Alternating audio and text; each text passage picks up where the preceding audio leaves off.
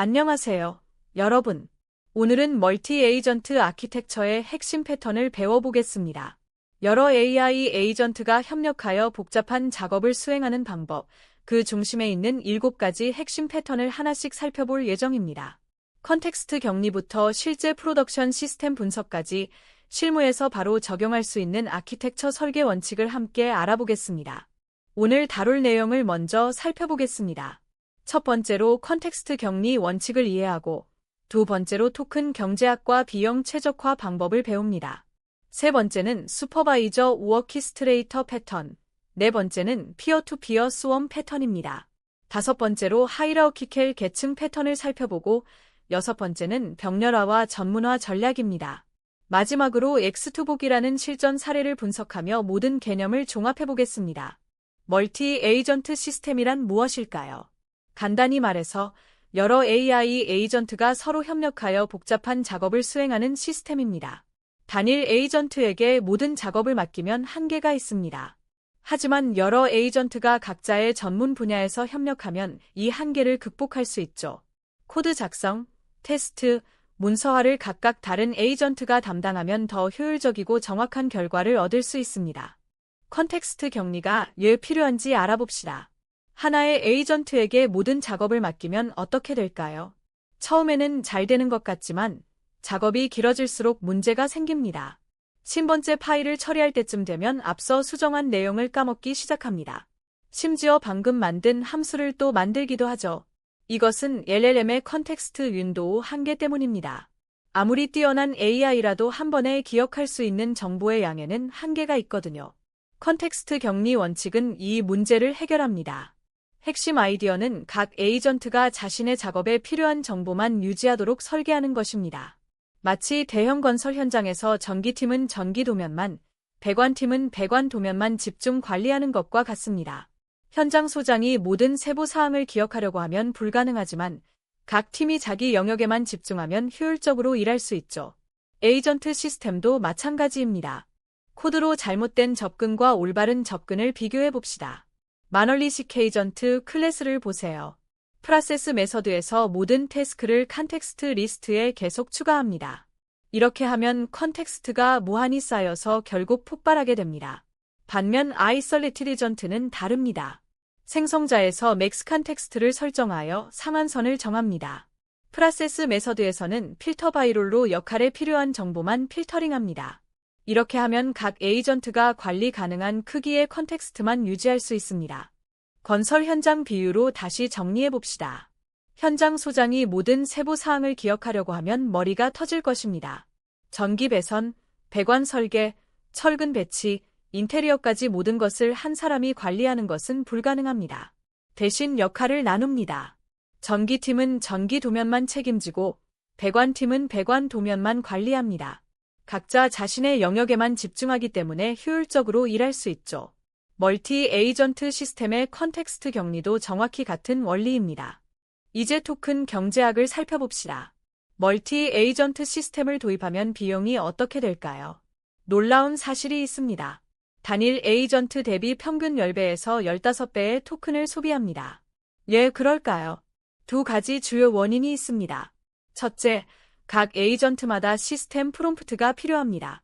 5개 에이전트면 시스템 프롬프트도 오버로드 됩니다. 둘째, 에이전트 간 통신에도 토큰이 소비됩니다. 마치 회의가 많아지면 실제 업무 시간이 줄어드는 것과 같죠. 구체적인 숫자로 비교해 봅시다.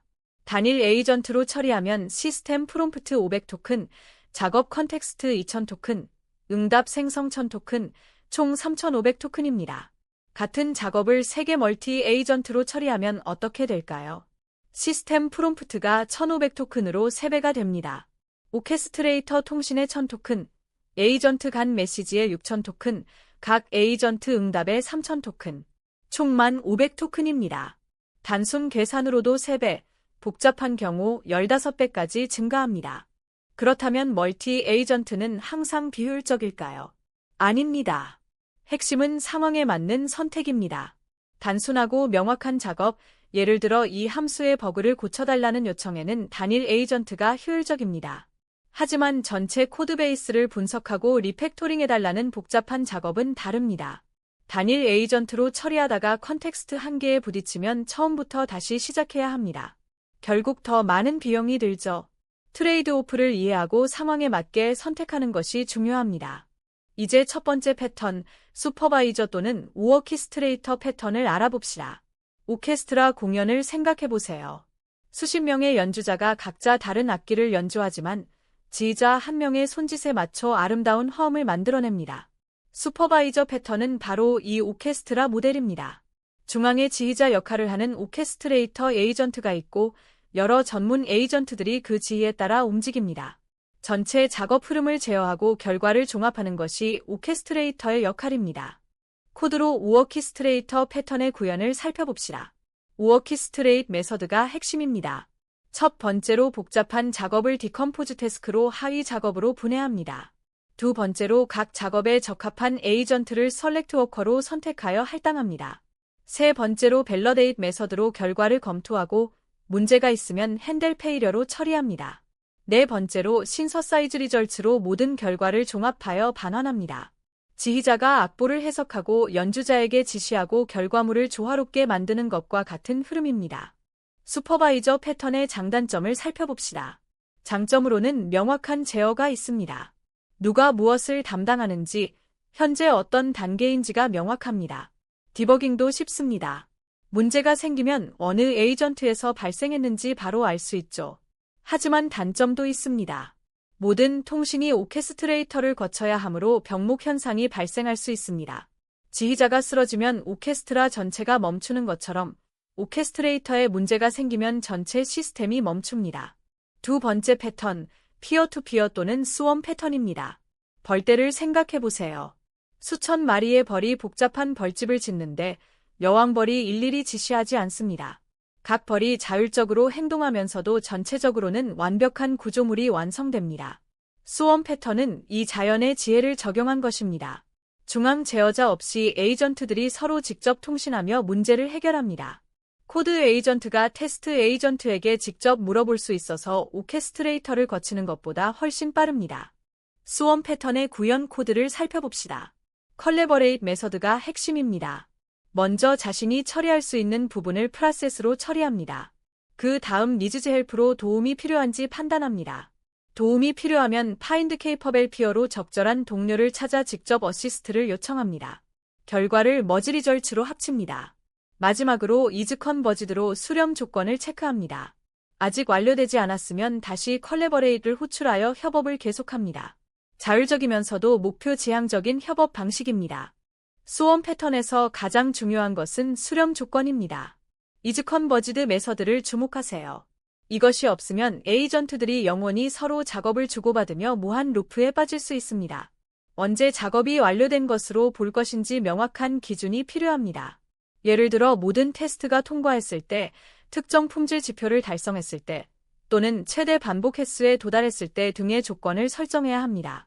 또한 타임아웃도 반드시 설정하세요. 예상치 못한 상황에서 시스템이 멈추는 것을 방지합니다. 세 번째 패턴, 하이러키켈 계층 패턴입니다. 대기업의 조직 구조를 생각해보세요. CEO가 모든 직원에게 일일이 지시하지 않습니다. CEO는 임원들에게 전략적 목표를 제시합니다. 올해 매출 20% 성장시키자. 임원들은 이를 팀장들에게 구체적인 계획으로 전달합니다. 신규 고객 1000명 확보해야 해. 팀장들은 팀원들에게 실제 업무를 할당합니다. 하이라키켈 패턴은 이런 조직 구조를 멀티 에이전트 시스템에 적용한 것입니다. 전략, 계획, 실행의 세 계층으로 나눕니다. 코드로 하이라키켈 패턴의 구현을 살펴봅시다. 스트러티직 에이전트는 전략 계층입니다. 가장 추상적인 수준에서 목표를 정의하고 전략을 수립합니다. 코드 한 줄 작성하지 않고 큰 그림만 그립니다. 택티컬 에이전트는 계획 계층입니다. 전략을 받아서 구체적인 계획으로 변환합니다. 무엇을 해야 하는지 세부 작업 목록을 만듭니다. 엑시큐션 에이전트는 실행 계층입니다. 실제 작업을 수행합니다. 코드를 작성하고 API를 호출하고 결과를 보고합니다. 각 계층 역할에만 집중합니다. 하이러키켈 패턴의 가장 큰 장점은 확장성입니다. 에이전트가 100개가 되어도 전략 에이전트는 5개의 전술 에이전트만 관리하면 됩니다. 각 전술 에이전트는 20개의 실행 에이전트를 관리합니다. 어떤 에이전트도 20개 이상을 직접 관리하지 않으니 복잡성이 분산됩니다. 마치 대기업이 수만 명의 직원을 관리할 수 있는 것처럼 잘 설계된 계층 구조는 대규모 시스템에서도 관리 가능한 복잡성을 유지합니다. 하지만 하이러키컬 패턴에서 주의할 점이 있습니다. 바로 정보 손실입니다. 전화 게임을 생각해보세요. 처음 사람이 사과라고 했는데 10번째 사람에게는 자두로 전달될 수 있습니다. 계층을 거칠 때마다 정보가 왜곡되거나 손실될 수 있습니다. 이를 방지하려면 각 계층 간 인터페이스를 명확하게 정의해야 합니다. 전략에서 전술로 넘어갈 때 어떤 정보가 필요한지, 실행 결과를 전술로 보고할 때 어떤 형식이어야 하는지 미리 규격화하세요. 네 번째로 병렬화 전략을 살펴봅시다. 레스토랑 주방을 상상해보세요. 훌륭한 레스토랑에서는 셰프 한 명이 모든 요리를 순서대로 만들지 않습니다. 수셰프, 소스 담당, 디저트 담당이 각자의 요리를 동시에 준비합니다. 코드 리뷰 시스템도 마찬가지입니다. 보안 검토, 성능 검토, 스타일 검토는 서로 독립적입니다. 보안 검토 결과가 성능 검토에 영향을 주지 않죠. 그렇다면 왜 순차적으로 처리해야 할까요? 독립적인 작업은 동시에 처리하면 훨씬 빠릅니다. 병렬 처리 구현 코드를 살펴봅시다. 패럴렐로 오키스트레이터 클래스에서 3개의 전문화된 에이전트를 정해야 합니다. 시큐리티와 퍼포먼스는 GPT-4를 사용하고 스타일은 저렴한 GPT-3.5 터보를 사용합니다. 애널라이즈 코드 메서드가 핵심입니다. 모든 에이전트의 분석 작업을 태스크 리스트에 담고 어싱-CO 겟더로 동시에 실행합니다. 3가지 분석이 각각 10초씩 걸린다면 순차 실행 시 30초지만 병렬 실행 시 10초입니다. 3배나 빨라지는 것이죠. 병렬화와 함께 전문화 전략도 중요합니다. 모든 에이전트가 같은 설정을 사용할 필요가 없습니다. 보안 분석은 복잡하고 중요합니다. 가장 강력한 GPT-4를 사용하고 시스템 프롬프트도 보안 전문가 관점에서 작성합니다. 반면 스타일 검토는 상대적으로 단순합니다. 들여쓰기가 맞는지, 네이밍 컨벤션을 따르는지 확인하는 정도죠. 저렴한 모델로도 충분합니다. 이렇게 중요도와 복잡도에 따라 리소스를 다르게 배분하면 비용을 절약하면서도 품질을 유지할 수 있습니다. 병렬화를 적용할 때 주의할 점이 있습니다. 모든 작업을 병렬화할 수는 없습니다. 유존성이 있는 작업은 순차적으로 실행해야 합니다. 코드를 수정한 후에 테스트를 실행해야 하는 것처럼 수정 전에 테스트해봐야 의미가 없죠. 따라서 작업을 분석할 때 유존성 그래프를 그려보는 것이 좋습니다. A 작업이 끝나야 B를 시작할 수 있는지 아니면 독립적으로 실행 가능한지 파악합니다. 독립적인 작업 길이는 병렬로, 유존적인 작업은 순차로 실행하세요. 마지막으로 실제 사례를 분석해봅시다. 엑스투복은 트위터 스레드나 블로그 글을 책 한 권 분량으로 확장하는 멀티 에이전트 시스템입니다. 실제 프로덕션에서 운영 중인 시스템이죠. 지금까지 배운 패턴들이 어떻게 조합되어 사용되는지 살펴보겠습니다. 짧은 콘텐츠를 200페이지 분량의 책으로 자동 생성한다니 정말 놀라운 시스템이죠. 이 시스템의 아키텍처를 분석하며 실전 적용 방법을 배워봅시다. 엑스투복 시스템의 코드 구조를 살펴봅시다. 엑스투복 시스템 클래스에는 3종류의 에이전트가 있습니다. 플래너 에이전트는 전략 계층입니다. 원본 콘텐츠를 분석하려 책의 목차, 분량, 톤 앤 매너를 설계합니다. 라이터 에이전트들은 실행 계층입니다. 5명의 작가 에이전트가 있어서 장별로 병렬 집필이 가능합니다. 에디터 에이전트는 품질 검증을 담당합니다. 제너레이폭 메서드에서 기획, 집필, 편집의 3단계가 순차적으로 진행되고 집필 단계에서는 어싱-CO 겟더로 병렬 처리됩니다. 엑스투복 시스템은 우리가 배운 모든 패턴을 조합해서 사용합니다. 첫째, 하이라키컬 구조로 복잡성을 관리합니다. 기획자가 전략을, 작가들이 실행을, 편집자가 검증을 담당합니다. 둘째, 병렬화로 속도를 높입니다. 5명의 작가가 동시에 집필하면 5배 빨라집니다. 셋째, 컨텍스트 격리로 토큰을 절약합니다. 각 작가는 자기 장과 공유 컨텍스트만 알면 됩니다. 넷째, 전문화로 품질을 올립니다. 기획자와 편집자는 강력한 모델을, 작가들은 창작에 적합한 모델을 사용합니다. 공유 컨텍스트 설계도 중요합니다. 여러 작가 에이전트가 각자 집필하면 스타일이 달라질 수 있습니다. 한 장에서 독자 여러분이라고 했는데 5장에서 당신이라고 하면 일관성이 깨집니다. 이를 방지하기 위해 공유 컨텍스트를 만듭니다. 책의 제목, 대상 독자, 톤 앤 매너, 핵심 용어 정의 등을 포함합니다. 모든 작가 에이전트에게 이 컨텍스트를 전달하여 일관성을 유지합니다. 핵심은 필요한 만큼만 공유하는 것입니다. 다른 장의 상세 내용까지 공유할 필요는 없습니다. 엑스투복 시스템의 또 다른 장점은 장의 격리입니다. 3번장 집필이 실패해도 다른 장에는 영향이 없습니다. 3번장만 재시도하면 됩니다.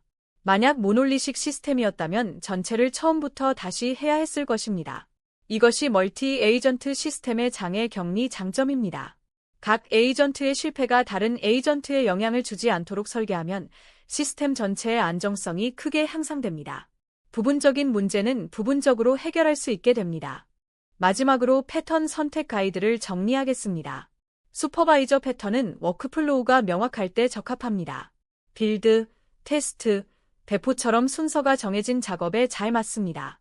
스웜 패턴은 탐색적 작업에 적합합니다. 버그를 찾는 것처럼 어디서 문제가 발생하는지 미리 알 수 없는 작업에 효과적입니다. 하이라키컬 패턴은 대규모 시스템에 적합합니다. 에이전트가 많아도 복잡성을 체계적으로 관리할 수 있습니다. 정답은 없고 상황에 맞게 선택하거나 여러 패턴을 조합해서 사용하세요. 오늘 멀티 에이전트 아키텍처의 핵심 패턴을 모두 살펴보았습니다. 컨텍스트 격리로 토큰 한계를 극복하고 토큰 경제학으로 비용을 최적화하는 방법을 배웠습니다. 슈퍼바이저, 스웜, 하이라키컬 3가지 패턴의 특징과 적용 시점을 이해했습니다. 벽렬화와 전문화로 속도와 품질을 동시에 잡는 방법도 알게 되었습니다.